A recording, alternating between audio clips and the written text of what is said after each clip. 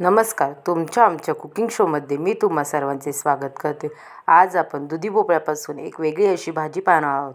तर चला मग रेसिपी बनवण्यास सुरुवात करूया. त्यासाठी येथे मी एक दुधी भोपळा घेतला आहे.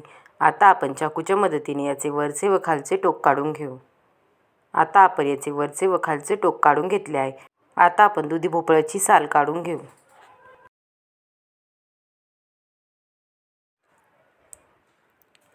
आता आपल्या या दुधी भोपळ्याची साल काढून झाली आहे. आता आपण किसणीच्या मदतीने हा दुधी भोपळा किसून घेऊ.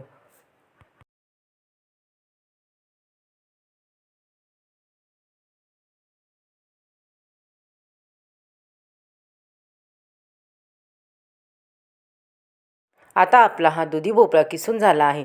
आता आपण यातील सर्व पाणी काढून घेऊ.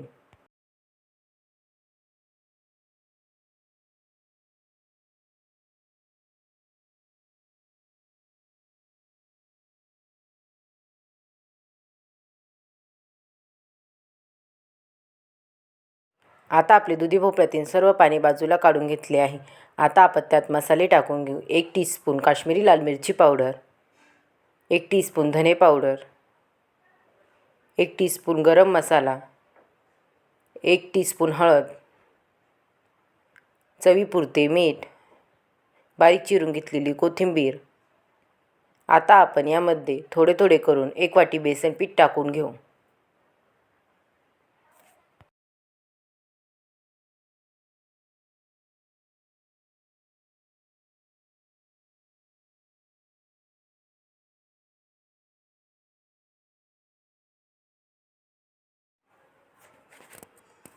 आता आपण हे सर्व चांगल्या प्रकारे मिक्स करून घेऊ.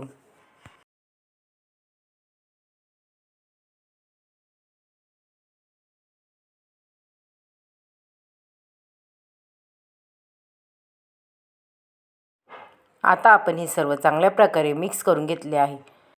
आता इथे मी गॅसवर कढईमध्ये तेल गरम होण्यासाठी ठेवले आहे. तेल गरम झाल्यानंतर आता आपण बनवून घेतलेल्या पिठाचे गोल असा आकार देऊ. त्याचे कोफ्ते बनवून तेलामध्ये सोडून घेऊ.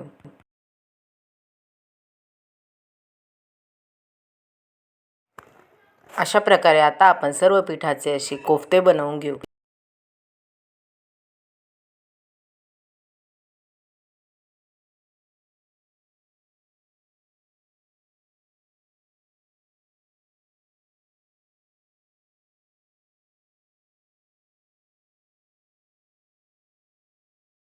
आता आपण या कोफ्त्यांना दोन्ही बाजूने छान प्रकारे लालसर रंग येईपर्यंत तळून घेऊ.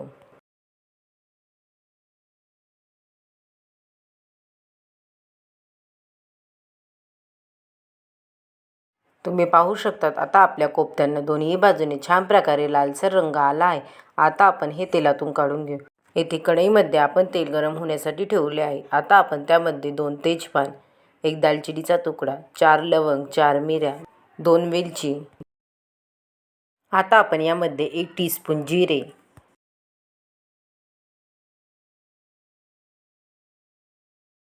आता आपण यामध्ये 2 उभ्या चिरून घेतलेल्या हिरव्या मिरच्या टाकून घेऊ. आता आपण यामध्ये 2 मीडियम साईजच्या कांद्यांची पेस्ट टाकून घेऊ. आता आपण हे सर्व चांगल्या प्रकारे मिक्स करून कांद्याच्या पेस्टला छान प्रकारे लालसर रंग येईपर्यंत तळून घेऊ.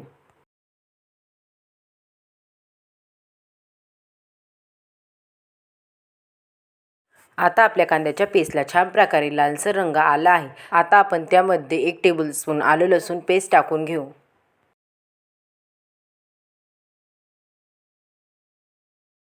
आलं लसूणचा कच्चेपणा दूर झाल्यानंतर आता आपण त्यामध्ये 3 मीडियम साईजच्या टोमॅटोची प्युरी टाकून घेऊ. आता आपण या टोमॅटोच्या प्युरीला छान प्रकारे तेल सुटेपर्यंत तळून घेऊ.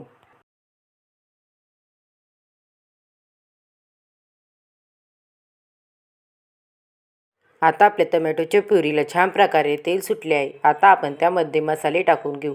1 टीस्पून हळद, 1 टेबलस्पून काश्मीरी लाल मिरची पावडर, 1 टेबलस्पून धने पावडर. आता आपण हे सर्व मसाले चांगल्या प्रकारे मिक्स करून घेऊ व भाजीला बाइंडिंग येण्यासाठी आता आपण त्यामध्ये 2 टेबलस्पून बेसन पीठ टाकून घेऊ.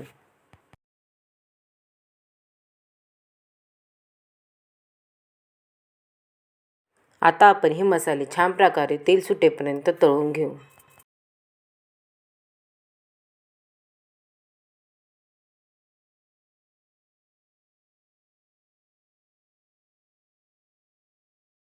आता आपल्या मसाल्यांना छान प्रकारे तेल सुटले आहे. आता आपण त्यामध्ये 2 ग्लास गरम पाणी टाकून घेऊ.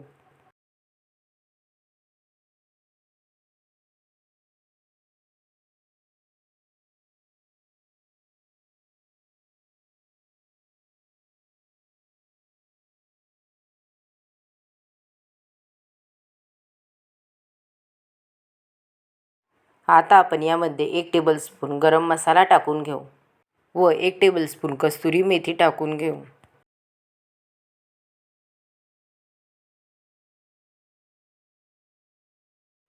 आता आपण हे सर्व चांगल्या प्रकारे मिक्स करून घेऊ.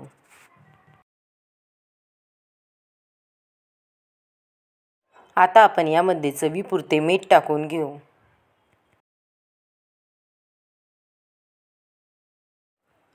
आता आपण यामध्ये 1 मॅगी मसाल्याचे पाउच टाकून घेऊ.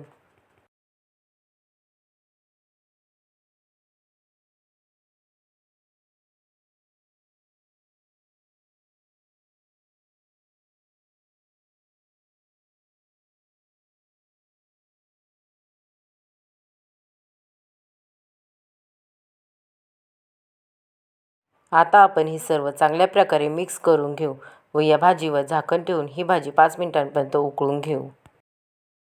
आता आपली भाजी चांगल्या प्रकारे उकळायला लागली आहे. आता आपण यामध्ये बनवून घेतलेले कोफ्ते टाकून घेऊ.